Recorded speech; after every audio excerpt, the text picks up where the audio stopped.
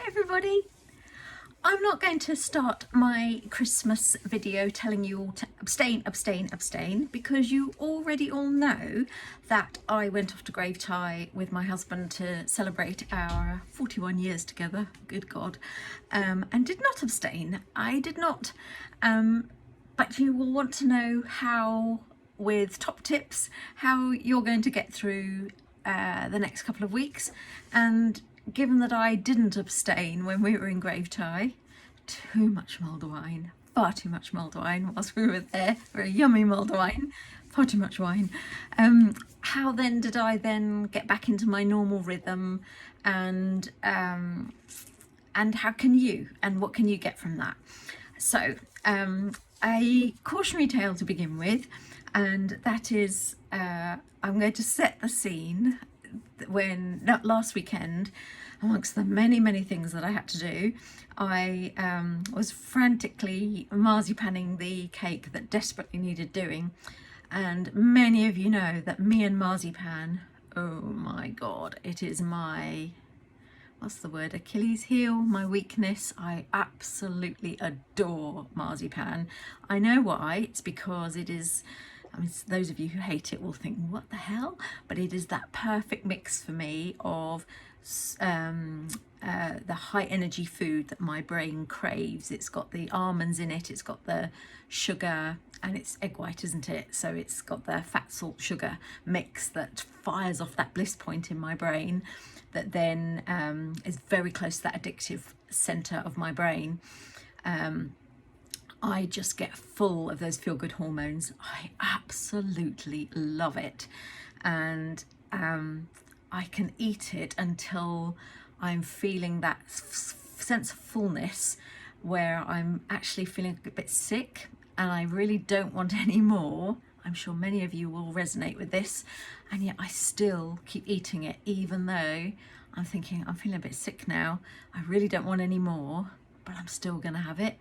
You know that feeling, and that feeling of actually I'm starting to feel a bit disgusted in myself.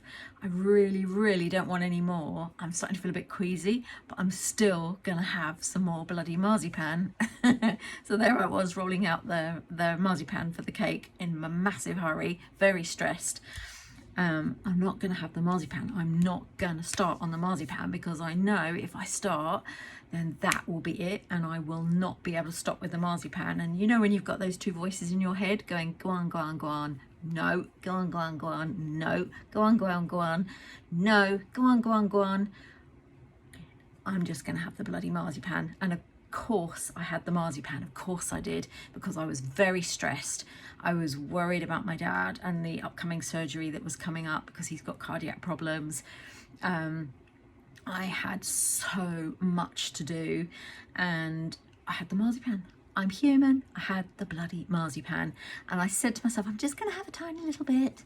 I ate so much marzipan that I was feeling sick, and yet I continued to eat the marzipan because it released all those feel-good hormones in me, even though I wasn't feeling very good because I was feeling a bit sick. How did I manage that? I was having a conversation with someone earlier on today about how in the end what it ended up doing was I ended up chucking it in the bin, and the remnants of it, and covering it in disgusting stuff. And yes, there have been times when I have still got it out of the bin, brushed off. I didn't do it this time, I hasten to add, but there have been times when I've been so stressed, so needed it, that I've brushed it off, the remnants, and still managed to eat it. I'm sure many of you will resonate with that. Me too, been there, done that. Anyway, that's my cautionary tale of, if you start on those high energy foods that are high fat, high sugar over the Christmas period, then it can be very difficult to stop and pull back from that. So just be careful if you have them in isolation like I was doing. So I think I'd had my breakfast. I don't think I'd had much lunch because I was so busy. That was my first mistake. So I was feeling probably quite hungry anyway, and that's probably what was going on with that chattering in my brain. I should have had some lunch. And so I was hungry anyway. And so what I should have done is have stopped, had some lunch. If so, don't have those sorts of things in isolation, have them with something else. So if you're going to have a mince pie, if you're going to have some chocolate, if you're going to have something that's either highly refined, ultra processed, like the Quality Street, like the mince pie, like something with marzipan, have it with something that's protein, vegetables. I know it doesn't sound very nice. I don't mean it like have your Quality Street and a Brussels sprout. I mean have it have your roast dinner, and then for afters have a Quality Street. That's what I mean by that. I don't mean eat a Brussels sprout with your Quality Street. But you get my drift. Don't have it just on its own like I did with the marzipan. That was my big mistake there. I had it on an empty stomach.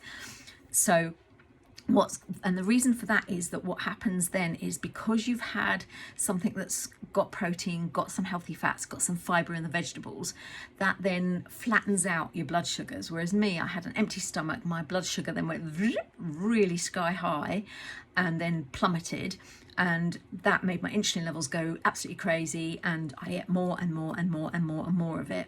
And that was my big mistake there. You think I'd know better, wouldn't you? Given that's what I tell you guys. Because I was so stressed, because I was worried, because I was busy, I wasn't thinking, I made all the mistakes. You know, there we go. I told you I'm totally human, just like the rest of you. So yeah, so I mean, all of these top tips are all in the newsletter. If you haven't read it, read it.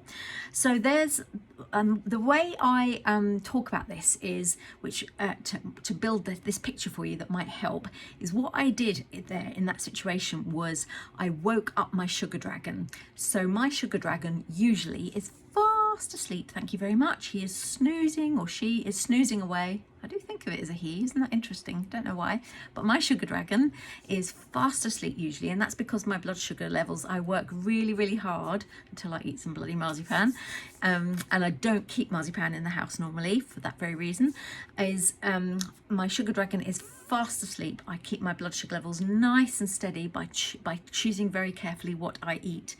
And if I go and eat something like marzipan, something that's highly refined, a lot of sugar in it, I then wake up my sugar dragon. And my sugar dragon is basically that part of me. You know, I am someone who is highly addicted to food that has got ultra processed, high fat, high sugar foods in it. And I have worked bloody hard to get that part of my addictive part of my personality under control, and it doesn't take much to unleash that addictive part of my brain. So I am a food addict. I am, and so that sugar dragon in me wakes up very easily, and I have to be really careful not to wake that sugar dragon up, because when I wake it up by feeding it something like the marzipan, it wakes up and it just roars and roars and roars and roars and roars for more and more and more. And the only way to put it back to sleep is good old Cambridge ketosis, not feeding it anymore, going cold turkey and getting my blood sugar levels nice and stable again. So if you do wake up your sugar dragon, don't panic with some days like this. Just think, right, I've just got to get back on plan again. And just think, I've got to have 3 days. And just think to yourself, if you're thinking, oh my God, this is really hard again, just think to yourself, 3 days. I've just got to get through 3 days of this is tough, and then it's all gonna go quiet again. It's all gonna go quiet again. So don't think you've blown it. Just think, I've just got to get through 3 days. It's all gonna go quiet again. So just return to balance, 3 days, lots of self-compassion. Think to yourself, I've just got to understand these addictions that I've got. Know that that's you. Know that you're human. It's totally normal. Look up the Panorama program with, I can never remember their name, the Van Tulken twins, Chris and Xander, I think they are. This explains it brilliantly. So maybe have a look at that over the Christmas holidays. Explains all of this, all about our primeval coding and the addictions that we all face. Just return to balance. Don't panic. We're all going through exactly the same things, and I'll see you in the new year. We've got this.